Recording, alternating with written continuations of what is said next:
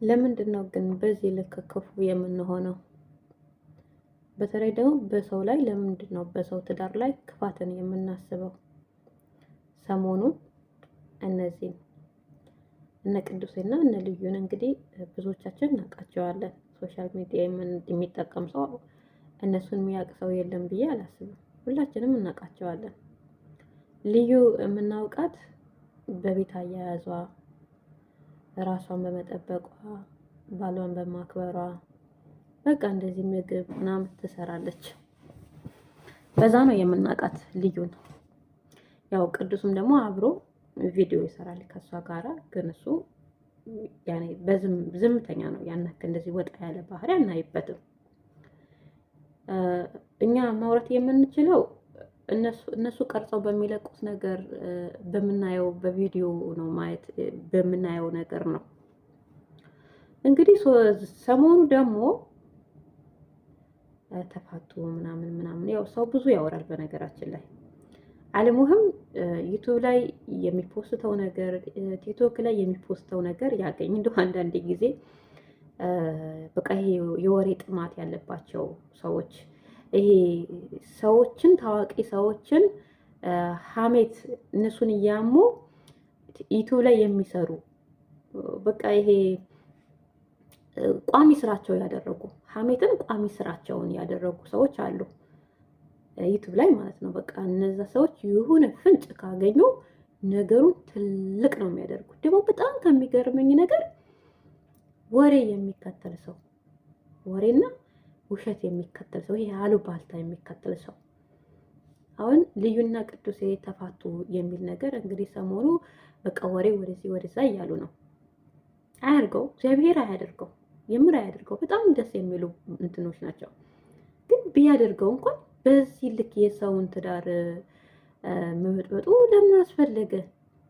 ለምን አስፈለገ? ሲቀጥል ደግሞ እኔ ልዩ ማቃት እንትን ላይ ነው ኢንስታግራም ላይ ነው። የነሱ ቲክቶክም ሆነ ዩቲዩብም የለኝም። ኢንስታግራም በምትለቀው ቪዲዮ ላይ ነው ማያት። ዛሬ እንዳጋጣሚ ቲክቶክ ላይ ያገኘኋትኝ እና ዝም ብዬ የእሷን ቪዲዮ እያየውኝ ነው የምትለቀውን ቲክቶክ ላይ የምትለቀውን ቪዲዮ እያየውኝ ነው እና የማይሏት ነገር የማይሰድቧት ነገር በካፋቸው የማይወጣ ነገር ምን አገባችሁ እናንተ? እሷ ምንም ትሁን ምን አገባችሁ እናንተ? ነካች አኖሩኝ አለች ምን አገባችሁ? ቆይ ግን ለምንድን ነው ይሄን ያክል በሰው ህይወት የምትቀኑ? ግን ይሄ የቅናት መንፈስ ነው፣ እግዚአብሔርን የቅናት መንፈስ ነው እንጂ ፈጽሞ ሲጀመር ልዩን አታውቋትም አይደል? የምታውቋት ሶሻል ሚዲያ ላይ ነው። ምን አገባችሁ በሷ ህይወት ገብታችሁ የምትፈተፍቱት? ምድረ ፈትፋጭ ምን አገባችሁ ወረኞች? ይሰድቧታል በስላሴ ስም። ቲክቶክ ላይ ካገኘሁት በብዙ በተለይ አሁን ላይ ደግሞ በጣም ይሰድቧታል ልዩ ጋር እየገቡ ማለት ነው። እስቲ አንዳንዱን ላንብብላችሁ። ጠግበሽ ነበር ምን ማለት ነው? አሁን ጠግበሽ ነበረ።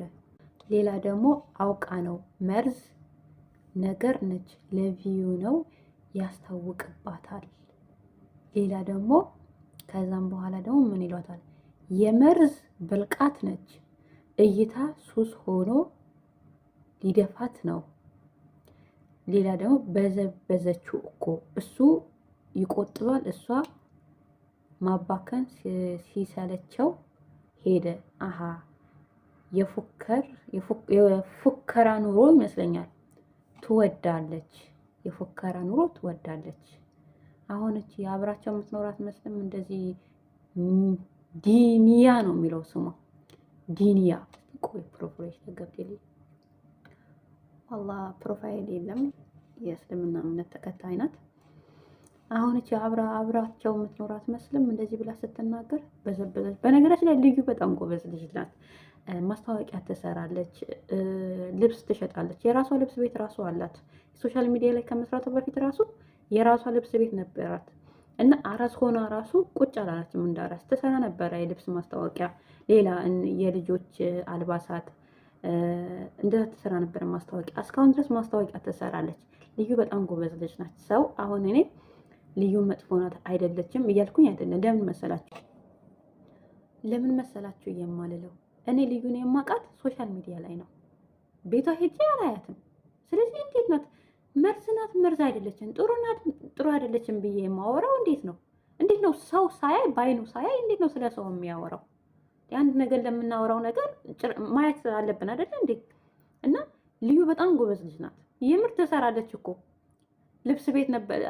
አሁን ላይ ልብስ ቤቱ ይኑር አይኑር አላውቅም፣ ግን ልብስ እንደምትሸጥ አውቃለሁ። እስካሁን ድረስ እንደምትሸጥ አውቃለሁ ልብስ እና ሶሻል ሚዲያ ላይ ደግሞ ማስታወቂያ ትሰራለች። በጣም ጎበዝ ልጅ ናት። እና የእነሱን ታሪክ ዩቱብ ላይ ብዙ ዩቱብ ላይ እንደዚህ ኢንተርቪው ሲደረጉ ከሰማችሁት መጀመሪያ ላይ ከመጋባታቸው በፊት የሷ የባለቤቷ ደሞዝ ስንት እንደነበረ፣ ቤታቸው ሲከራዩ እንዴት እንደተከራየች፣ በሙሉ ደሞዙ ነው ቤት የተከራየችው ምናምን በቃ ብዙ ነገር ሙሉውን ብትሰሙት በጣም አስገራሚ እንትን ነው። እሱ ቅዱስ ራሱ መስክሮለታል። በጣም ገዴ ናት ብሎ ራሱ መስክሮለታል። እና በዘበዘችው ስትል እኮ ነው አሁን በጣም ነው የሚገርመው። ማርያምን ወንድ ልጅ ሆዱን ይወዳል። ምናልባት እናቱ መስላው ምናምን ነው። ይሄ ራሱ ወሬ ትርክት ነው። እና ሴት ልጅ እንግዲህ ትዳሬ ነው ብላ ከያዘች ቤቷን መያዝ በቃ ሚስት መሆን እቺ እንዴት ነው በቃ ሚስት መሆን ያኔ እንዴት ብዬ ልግለጽላችሁ? በቃ ሴት መሆን አለባት። ምግብ የመስራት ግዴታዋ ነው እና ሰራተኛ ከሌለ ምግብ የመስራት ግዴታ ነው። ሲቀጥል ደግሞ ባሏን በምችለው ነገር የመንከባከብ ግዴታዋ ነው። ሲቀጥል ደግሞ ሌላ ኮሜንት ምን ይላል? ይቅርታ ግን ቤተሰቦችሽ ፎሎ የሚያደርጉሽ እኮ ከባለቤትሽ ጋራ በምትሰሩት ነው። ቤተሰብ ሲጠፋ ይጠይቃል እና ለምን አትመልሽላቸውም? ምንም ቢሆን እኮ ላይክ እያደረጉ የሚያበረታቱሽ ቤተሰብ ነው እና አክብሮ ለጠየቀ ሰው በክብር ይመለሳል። ይህ ሁሉ ሰው እየጠየቀ ዝም አይባልም። ብቻ ሰላም ቤት ምን አገባሽ? አትመልስ። ምን አገባት? መብቷ ነው እኮ እና ተፋታን ትበላት። ምን አገባሽ አንቺ? እሷ የወሬ ቋርጥ ይዟት እኮ ነው። ምን አገባት አሁን? ግዴታ ንገሪን እኮ ነው ንገሪን።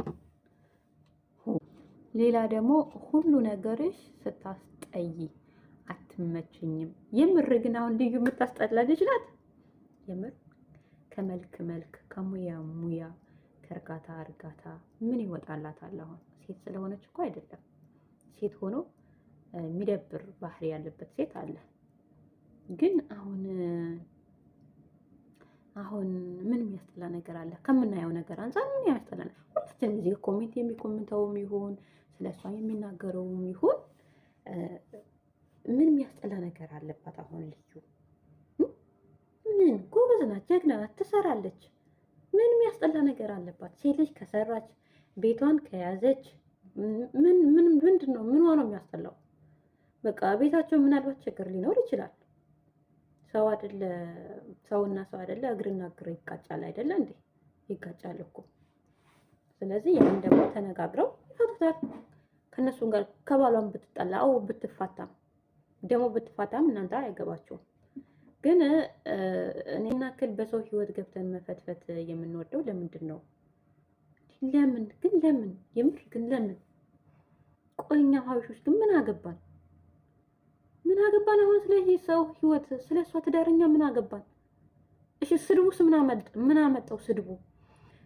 እሷ ክፉ ነች፣ እሷ ደረቅ ነች፣ እሷ እንደዚህ ነች፣ እሷን ደግሞ እኮ የሚቆሙት ሴቶች እኮ ናቸው የሚቆሙት። እንዲያው አሁን ሴቶች እኮ ናቸው የሚቆሙት። የምር ሴቶች ናቸው። አቤት ቅናት! የቅናት መንፈስ እኮ ነው ሊደፋቸው ነው የቅናት መንፈስ። አሁን ድፈት ያርጋቸው እንደው ክፉዎች።